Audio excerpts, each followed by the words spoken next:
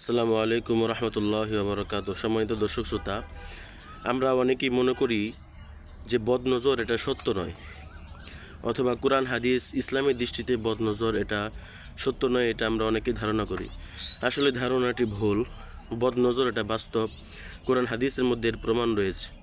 সূরা ইউসুফের ৬৭ নম্বর আয়াতের মধ্যে ইয়াকুব আলাইহিস সালাম ওনার সন্তানদেরকে লক্ষ্য করে বলেন, ওয়াদখুলু মিন আবওয়াবিন মুতাফাররিকাহ, তোমরা ভিন্ন ভিন্ন পথ দিয়ে মিশরের মধ্যে প্রবেশ করো। মুফাসসিরিনে কেরামি আয়াতের কারণ হিসেবে বলেন যে ইয়াকুব আলাইহিস সালামের সন্তানরা তারা ছিল সুঠাম দেহের অধিকারী, সুন্দর ছিলেন। এই কারণে বদনজর লাগার ভয়ে ইয়াকুব আলাইহিস সালাম ওনার সন্তানদেরকে নির্দেশ দিয়েছিলেন। তো আয়াতের মাধ্যমে আমরা বুঝতে পারি যে বদনজর এটা বাস্তব।